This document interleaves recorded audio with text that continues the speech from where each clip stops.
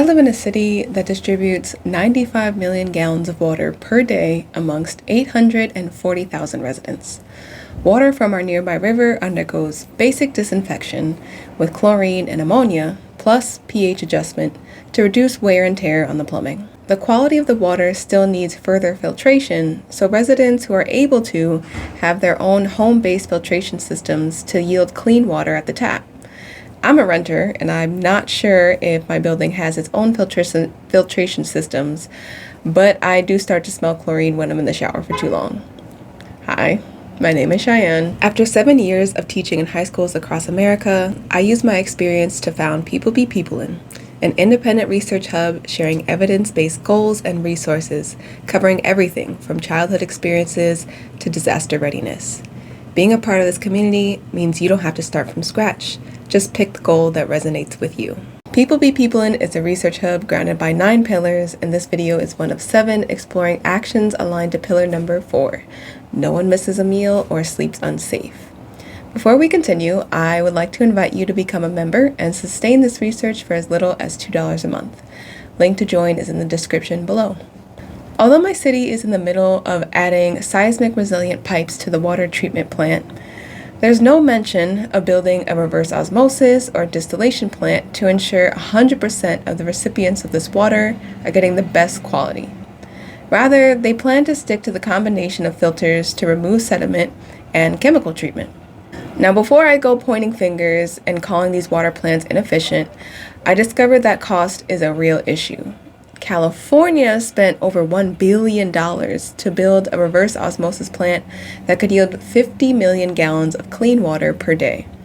A plant like that would provide a little more than half of the 95 million gallons per day my city consumes, but would also cost nearly half of the $2.6 billion budget for this ongoing water filtration project.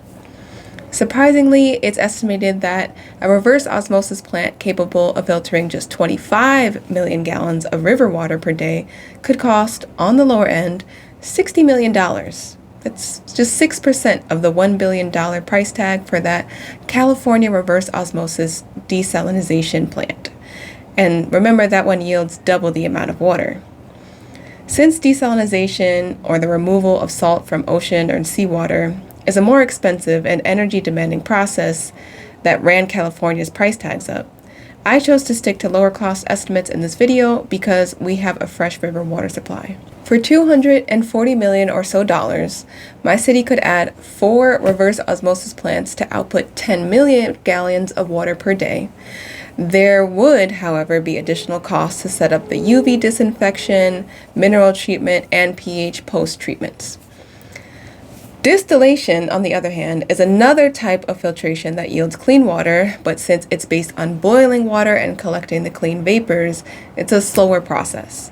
If the city were to allocate $3 million to $15 million to buy and install 200 of these MECO PEE 20,000 M3C distillation machines that can yield 20,000 gallons of water per hour and 480,000 gallons per day, that could meet our demands for clean water.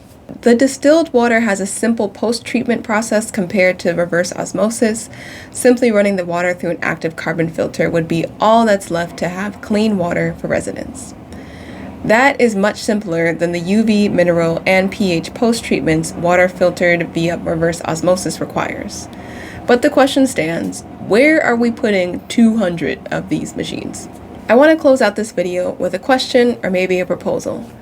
Why do we rely on huge plants to filter out water when rain falls on everyone's homes? Innovating a gutter-shaped filter that can be installed on homes and buildings and that removes physical sediment, uses the force of gravity to pass falling rain through reverse osmosis filtration membranes, and finally through piping lined with UV lights before it collects into a water basin to be redistributed throughout the home or building, could reduce municipal costs to supply clean water. Do you trust your city's tap water? Do you have a reverse osmosis or water distiller in your home? Leave a comment below so we can share and spread awareness. Don't forget to join the Peoplin community. This research initiative is independent and funded by people like you who believe communities should be built on evidence. Starting as little as $2 a month, you can fund an hour of free research that actually helps kids and communities here in America. These resources have no paywalls, just evidence. Your spot on our wall of gratitude is waiting, with special icons for our early supporters. Thanks for building this with me.